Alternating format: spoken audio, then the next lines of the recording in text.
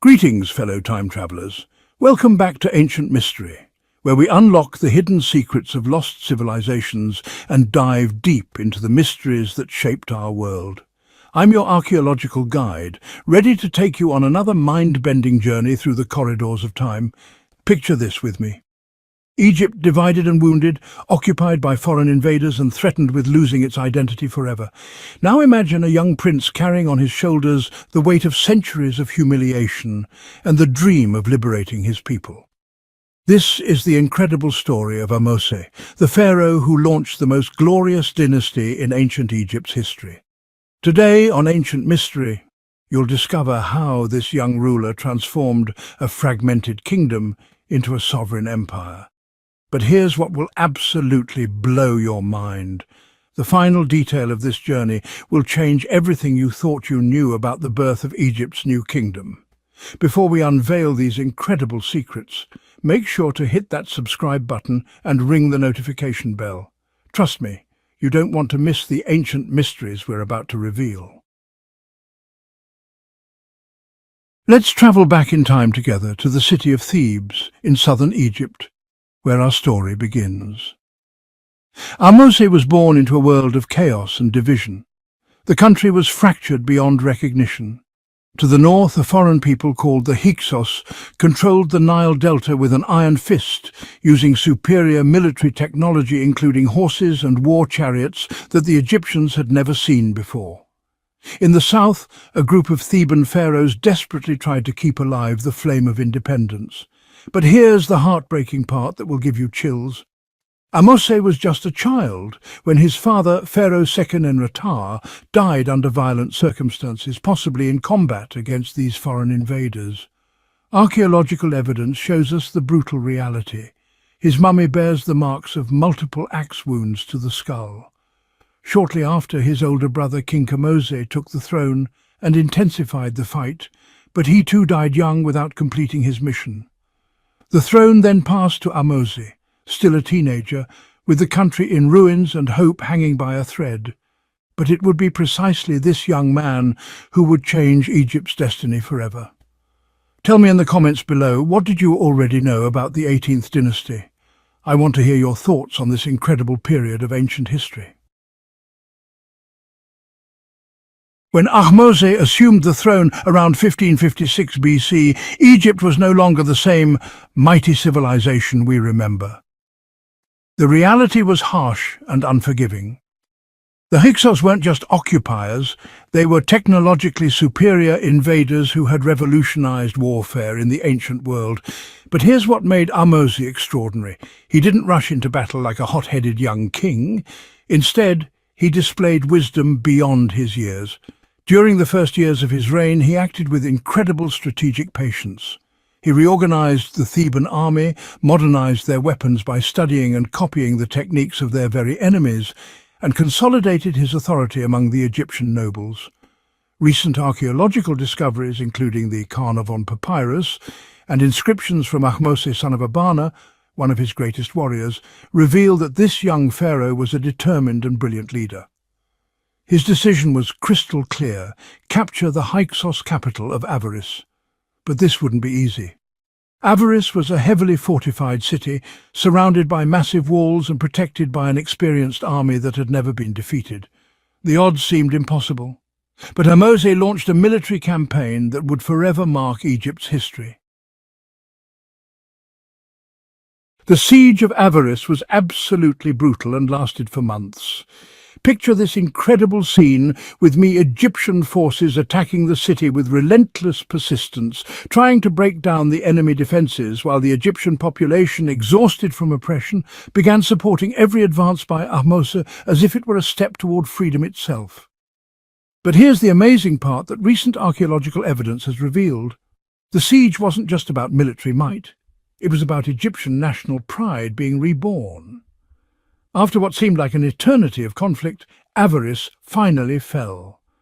The Hyksos fled northward to the fortress of Sharuhen in Palestine, but Ahmose wasn't about to rest until he had completely eliminated their threat. This pursuit lasted 3 incredible years. When Sharuhen also fell before Egyptian forces, Egypt was finally free after 150 years of foreign domination. Ahmose didn't just liberate his people, he inspired them, rekindled the flame of national pride, and restored Egypt's confidence in its own greatness. Now, tell me honestly, did you imagine that Egypt's liberation had been this bloody and prolonged? Leave your comment below. I want to know what you think about this epic moment in our shared human history. With victory over the Hyksos and complete control of Egypt restored, Ahmose faced an entirely new challenge, rebuilding a country that had been devastated by decades of war, division, and foreign occupation. If before he was the liberator, now he needed to become the architect of a new future. And he absolutely did not disappoint. Ahmose understood that political stability would only be possible with strong administration and a united people. He began a series of revolutionary reforms that would transform Egypt into a powerful empire. He reorganized the state structure, restored pharaonic authority over all regions of the country, and strengthened ties with the priesthood, especially the priests of Amun in Thebes. But Ahmose went far beyond politics. He knew that an empire needs solid foundations, so he initiated an ambitious reconstruction project for cities and temples destroyed during the wars. In Thebes, his great center of power, he ordered the construction of temples honoring Amun, the god who would become the symbol of this new era. Here's what's truly remarkable. He strengthened trade routes, encouraged gold mining in Nubia, and reopened irrigation canals that fed the Nile plantations. The economy began to flourish like never before. Fields were cultivated again, artisans resumed their activities, and people who had lived under Hyksos oppression could now dream of prosperity. Did you know about this incredible reconstruction phase led by Ahmose?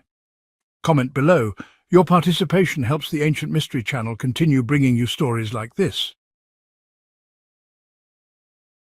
With Egypt finally reunified and temples being rebuilt, Ahmose still faced one enormous challenge, consolidating his authority throughout the country and ensuring his reign wasn't just a temporary victory.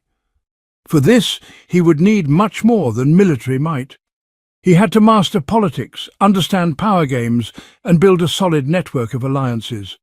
During Hyksos rule, many local nobles had gained autonomy, governing small regions with considerable independence. Ahmose knew he couldn't allow these feudal lords to threaten the new empire he had fought so hard to rebuild. His response was subtle, but incredibly effective. He distributed rewards to those who demonstrated loyalty and removed privileges from those who resisted his rule. But here's the brilliant political move that secured his legacy. He strengthened his relationship with the priesthood. The temple of Amun in Thebes became his greatest ally. This alliance between throne and priests was absolutely strategic. Amun became worshipped as the national god, and Ahmose was seen as his representative on earth.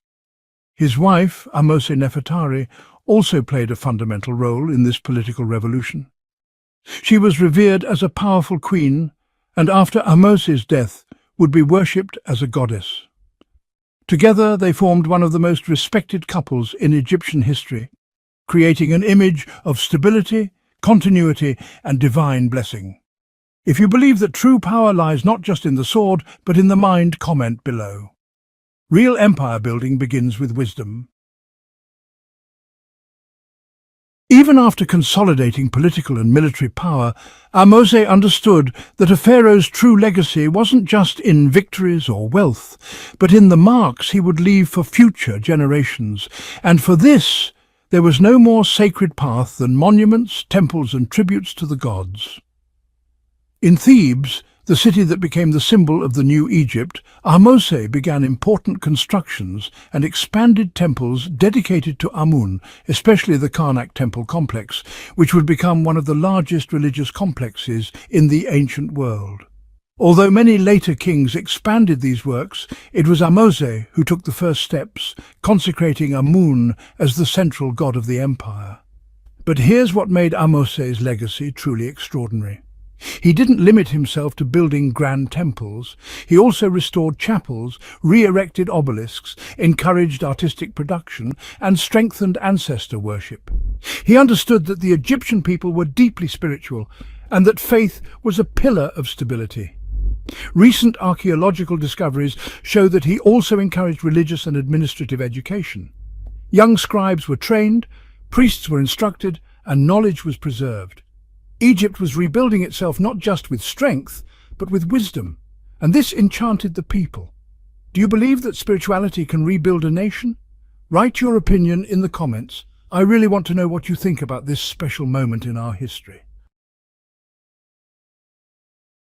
Ahmose died as he lived, in honor. After years of reign marked by courage, reconstruction and wisdom, his body rested, but his presence remained alive in every stone of the Egypt he helped restore. His death, around 1524 BC, marked the end of one cycle, but not the end of his influence. His successor was his son, Amenhotep I, already prepared for the throne, ensuring continuity of the political and spiritual project initiated by his father. This smooth transition of power was one of Ahmose's greatest achievements. In times when a king's death often meant chaos and disputes, he left the country stable, strengthened, and united under a single ideal: Egyptian greatness. Ahmose's reign was marked not only by the wars he won, but by the vision he possessed. He understood that Egypt didn't just need a liberator. It needed a restorer of cosmic order, of balance between the world of humans and the world of gods. His name, Ahmose, meant child of the moon, and perhaps it's symbolic that he emerged in a dark moment of history to illuminate the path with the light of liberation. Under his leadership, Egypt rose from the ashes, rebuilt itself, and prepared to live through one of the most glorious periods in human civilization. The new kingdom that would give us legends like Hatshepsut, Thutmose III, and Ramesses II. Fellow time travelers, this concludes our incredible journey through the life of Ahmose the Liberator. What aspect of his story impressed you most? Was it his military genius, his political wisdom, or his spiritual vision? Share your thoughts in the comments below. Don't forget to subscribe to Ancient Mystery for more incredible archaeological adventures, and hit that notification bell so you never miss our journeys through the corridors of time. In our next episode, we'll explore another fascinating chapter of ancient history that will leave you absolutely